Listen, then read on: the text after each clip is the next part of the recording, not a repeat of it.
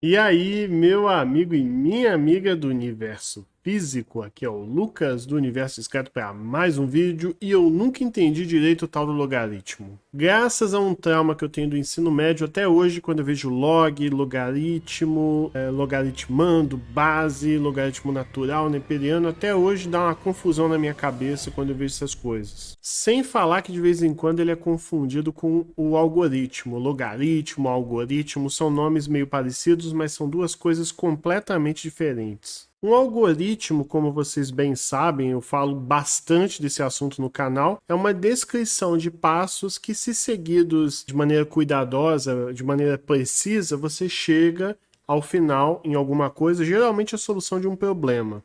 Enquanto o logaritmo, ele é uma função matemática, recebe um x e entrega um y de volta. Mas o que essa função logaritmo, o que ela faz, onde que ela é usada? A ideia é abordar isso nesse vídeo. Então eu vou falar aqui para vocês três coisas. O que são os logaritmos, quem criou eles e para que eles servem, onde que eles são mais usados. Começando pelo começo, quem descobriu ou inventou, enfim, quem introduziu esse conceito do logaritmo? Quem apresentou esse nome e melhor definiu esse conceito em sua época foi um lord escocês chamado John Napier, que, como muitos de sua época, também possuía um certo interesse por ocultismo ou magia. Beleza, mas o que é o logaritmo afinal? Vamos começar do básico. Como você deve estar vendo aí nos eixos cartesianos, podemos representar números de 0 a 8 como potências de 2. Essas potências marcadas no retângulo amarelo são os logaritmos. Aquele expoente, aquela potência ali que está aparecendo, ele é o logaritmo. E mais especificamente nesse exemplo, são logaritmos de base 2, porque é o 2 embaixo 2 elevado àquele logaritmo lá dá o valor. Cada número que faz parte, que aparece ali numa potência, como o 2 elevado a 3, ele pertence à expressão de uma função log, logaritmo. Agora, é interessante observar o gráfico dessa função log. Antes até de mostrar ela, como vocês estão vendo aí na tela, está aparecendo a função y igual a x, que é uma função linear, descrita por uma linha crescente, em que x e y crescem juntos e em igual proporção. O gráfico da função log de x, no entanto, é ligeiramente diferente. À medida que o x cresce, o y cresce muito mais devagar. Inclusive com o x aumentando muito e o y crescendo cada vez menos ao longo do tempo, já lhes digo que a função log é ótima para modelar níveis de experiência no RPG, sabe? Level 10, level 20, level 30. A função log é ótima para esse tipo de coisa, pois, como vocês estão vendo aí, se o x forem os pontos de experiência, à medida que o tempo vai passando, o y, que pode ser, por exemplo, os níveis, level 10, level 20, cada vez demorando muito mais para atingir, acaba que dá para você modelar isso muito bem no RPG usando uma função logarítmica. Mas assim, é lógico que a razão principal para existir logaritmos, a função logarítmica, não é para jogos de RPG. Mas como vocês viram, os logaritmos foram inventados há muito tempo atrás, e eu tinha um professor que falava que toda essa matemática, o cálculo, essas funções mais complicadas foram inventadas porque o pessoal à época não tinha muito o que fazer, tipo assistir TV. Pode ser. O fato é que, querendo ou não, os logaritmos aparecem muito em todos os ramos da ciência. E a razão que tornou eles extremamente populares até um tempo atrás é que por meio deles a gente consegue multiplicar números muito grandes de um jeito muito fácil. Então, se você precisava multiplicar números muito grandes, você acabava dependendo do logaritmo para fazer cálculos mais simples, chegando no mesmo resultado. Tudo bem que isso deixou de ter importância depois que inventaram uma coisinha chamada calculadora.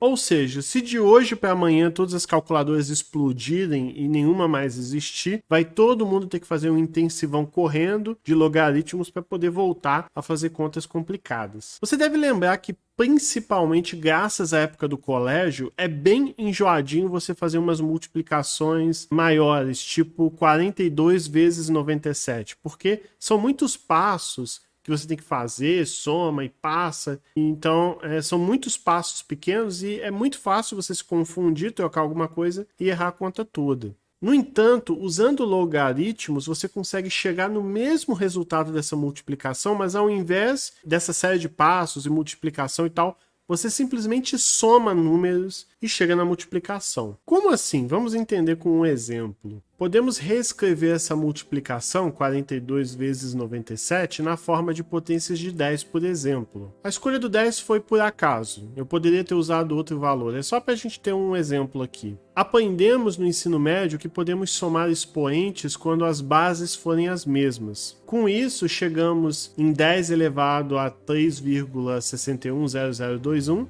e essa conta dá 4.074. Assim, 42 vezes 97 dá 4.074. É muito mais fácil você somar aquele 1,62 e uns quebrados, mais o 1,97 também com alguns quebrados. Pelo menos é mais fácil você simplesmente somar esses números do que fazer toda aquela multiplicação como você teria que fazer. No entanto, você também vai chiar que é um pouco difícil você pegar os números como estavam antes, mudar eles para potência de base 10, e aí você soma os expoentes, beleza? Aí você vai ter 10 elevado a 3,61 e transformar isso de volta num número tipo 4.074. Pô, parece que é mais trabalhoso e não é, graças às tabelas de logaritmos. Assim, basta procurarmos uma tabela de logaritmos igual essa que vocês estão vendo aí, mas tem que ser pelo menos seguindo esse exemplo aqui, tem que ser uma tabela da base 10, e verificar que 42 é 10 elevado a 1,62 e que 97 é 10 elevado a 1,98.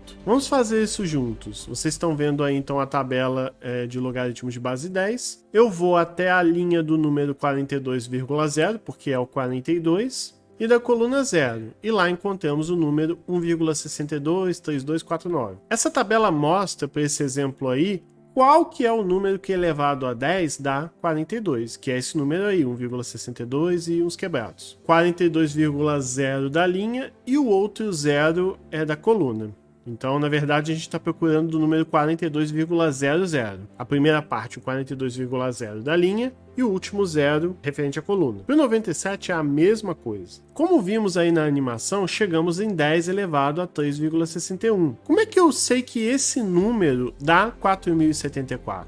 Pois então, a gente pesquisa uma outra tabela, a tabela de antilogaritmos. E essa tabela de antilogaritmos, ela tem a lógica inversa. Então você olha a base, por exemplo, 10, o expoente, que é o 3,61. Então você procura pela base e expoente e ele te diz qual que é o resultado dessa conta, que no caso aí é o 4.074. Para consultar isso, pegamos a parte fracionária do 3,61, ou seja, só o 0,61 e tal para frente. A gente vai na linha do 0,61, e a coluna é do 0, já que o número é 0,610. O 0,61 é da linha e o último 0 é referente à coluna. E com isso a gente acha o valor final dessa multiplicação. Então a ideia da tabela de logaritmos e antilogaritmos é servir como uma espécie de um atalho. Você simplesmente consulta os valores e descobre as potências que você quer, e você também tem as potências e você descobre que números elas são. Com isso, você se concentra apenas no que é o essencial, que é somar aqueles expoentes ali, fazendo cálculos de maneira mais rápida e diminuindo a possibilidade de erros também. Quem, na verdade, tem trabalho é quem criou as tabelas de logaritmo, mas uma vez que elas estão prontas, disponíveis ali para uso, é só pegar e consultar. Então, no fim das contas, ao invés de multiplicar em vários passos os números, você consulta a tabela de logaritmos, soma expoentes, consulta a tabela de antilogaritmos e ao final você tem a resposta correta. É só fazer isso. Só que, como eu falei antes, a gente não faz mais isso por conta das calculadoras. Por mais que as tabelas de logaritmo tenham agilizado bastante as operações de multiplicação, com as calculadoras fica mais fácil ainda. Então você nem precisa ter esse trabalho de consultar grandes tabelas e somar expoentes, nem isso você precisa fazer. É só você botar a conta e você vai ter o resultado. Até porque as tabelas de logaritmo são gigantes também, você tinha vários livros imprimindo elas, enfim, uma coisa bem trabalhosa. Mas ainda assim era muito bom na época que as pessoas faziam muitas contas na mão, especialmente pessoas computadoras e também os cientistas. É fato que os logaritmos caíram um pouquinho de desuso no cotidiano depois das calculadoras, mas ainda assim os logaritmos aparecem muito no ramo científico. Por exemplo, sabe quando naquelas séries de TV de crime você tem um perito, melhor, um legista, que verifica há quanto tempo a pessoa morreu, né? Encontra o corpo, morreu há X horas. Como é que isso é feito? Como você deve imaginar, o corpo ele inicia com a temperatura média e ele vai esfriando com o passar do tempo. Esse resfriamento, o decaimento dessa temperatura, ele respeita uma proporção logarítmica. Você tem uma formulinha logarítmica baseada na temperatura média de um corpo humano e a temperatura do ambiente, da sala, do local onde o corpo é encontrado. Então você joga essas informações numa funçãozinha, numa equaçãozinha logarítmica e você tem o tempo que mais ou menos aquele corpo ali morreu. Sabe outra pessoa que precisa muito de logaritmos? O Pirula. Tá, pera. Pois você também faz algo parecido para descobrir a idade de fósseis. Enquanto seres vivos, somos formados por uma série de elementos químicos, dentre eles o carbono. Só que assim, carbono não é uma coisa única, uma coisa só. Existem os isótopos de carbono, que a gente pode entender como variantes de um carbono, por exemplo, carbono 12, carbono 14. E justamente esse carbono 14, ele é menos comum, ele é um pouco mais raro em relação a, por exemplo, o carbono 12 na atmosfera. Ainda assim, esse carbono menos comum, o carbono 14, ele aparece na atmosfera, ele acaba sendo absorvido por plantas e por outros seres vivos que ingerem plantas. E com isso a gente passa a ter uma concentração, uma quantidade desse carbono 14. Mas uma vez que aquele ser vivo morre, a concentração, a quantidade desse carbono 14, ele vai diminuindo sua concentração ao longo do tempo, naquele cadáver mesmo. E a diminuição da concentração desse carbono 14 naquele corpo também segue uma proporção logarítmica. Então a gente analisa aquele corpo, a gente vê a quantidade de carbono 14 que aquele corpo tem, compara com a atmosfera e com isso a gente passa a ter uma precisão também de quanto tempo aquele corpo morreu. Isso funciona incrivelmente bem para fósseis. É mais ou menos isso que a gente usa para medir essa idade. Pelo menos é uma das coisas que são usadas para medir essa idade. Tem vários outros links aí na descrição que fundamentam um pouco melhor tudo isso que eu expliquei. Dá uma olhada depois, que eu acho que tem bastante material aí para complementar esse vídeo. E é isso, eu espero que você tenha gostado, eu espero que tenha sido interessante para você. Não deixe de curtir, compartilhar e se inscrever no canal, clicar em sininho, né, todas essas coisas. Devem estar aparecendo outros vídeos aí recomendados para você assistir. E é isso, valeu, muito obrigado.